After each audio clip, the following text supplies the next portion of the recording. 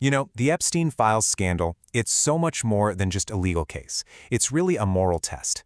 And in this explainer, we're going to break down a really unique analysis that sees this whole affair not just as a crime, but as a direct showdown between two totally opposing worldviews. So here's how we're going to tackle this. We're going to walk through the argument in 6 key steps. We'll start with his intellectual framework called the Orientalist lens. Then we'll look at 3 big accusations, compare 2 very different moral worldviews, and wrap up with a conclusion that, honestly, you might not see coming. All right, so to really get what's going on here, we have to start with the foundation of the whole argument. It's this powerful idea from back in the 70s that completely flips the script on how we look at the accusations at the very heart of this scandal. And right at the core of this whole analysis is this one powerful idea: projection. The whole argument is that a lot of the time, when you hear these really harsh criticisms being thrown at a group, it's actually just a smokescreen. It's a way to hide what the accuser is guilty of themselves. It's a classic move, right? Point the finger over there so nobody's looking at you. Okay, now this is where it gets really interesting. This theory is called Orientalism, and the source we're looking at argues that the Epstein scandal is a perfect, textbook example of this happening right now.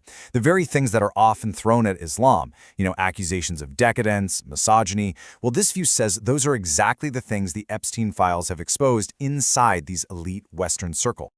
Okay, so with that framework in mind, let's jump into the first major accusation that the speaker tackles, and you'll see how this starts to build the case.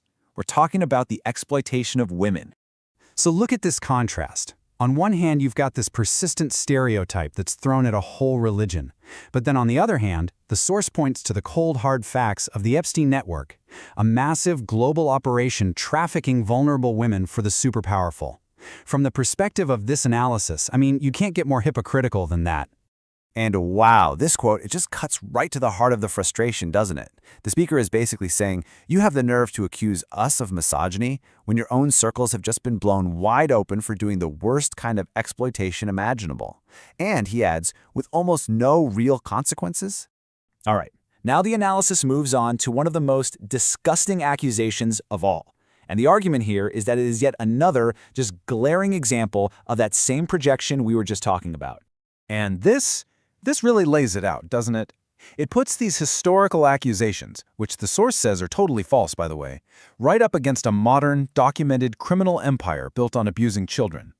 The argument is simple and devastating. The accusers are literally guilty of the very crime they use as a weapon against others. You can just feel the moral outrage in those words. For the speaker, the Epstein files aren't just about exposing a crime.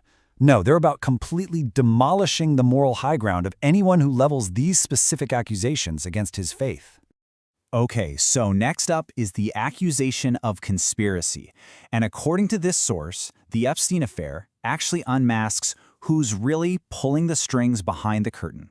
So here, the analysis pivots. It moves from just personal depravity and into the world of geopolitics. It contrasts this wild conspiracy theory about a secret Muslim plot for world domination with what the source claims was a real-life conspiracy. And the goal? He argues it was to use blackmail to control the most powerful people on the planet to push a very specific political agenda connected to Zionism.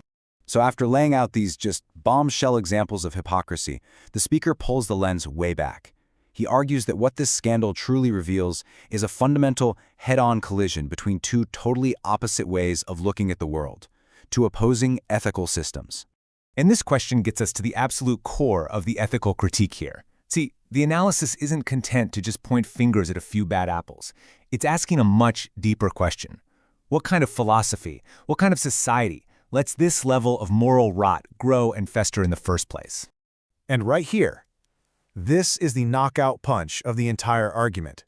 The speaker is essentially saying that the Epstein scandal isn't an accident. It's the inevitable conclusion of a society that tries to push God out of the picture, leaving a total moral vacuum. He then contrasts that directly with what he calls the protective principles of Islamic Sharia, which he says teaches dignity and has built-in safeguards specifically to prevent wolves like this. And that brings us to the final, and I've got to say, probably the most surprising part of this whole take. The speaker completely reframes the scandal. He doesn't see its exposure as just a tragedy. He sees it as something else entirely. This is such a powerful way to look at it.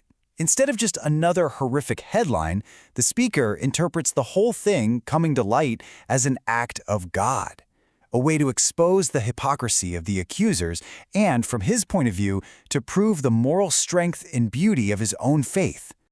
And this final quote just ties it all together, doesn't it? This entire fiasco is a divine gift. The scandal, with all its sickness and depravity, becomes the ultimate proof of the accuser's moral emptiness, and for the speaker's community, a divine confirmation of their own principles. So we'll leave you with that question to think about, because this analysis, whether you agree with it or not, it really forces us to face a much bigger question that the whole Epstein mess has dragged into the light. When our institutions fail so spectacularly, when the hypocrisy is this blatant, where do people even turn for moral clarity anymore?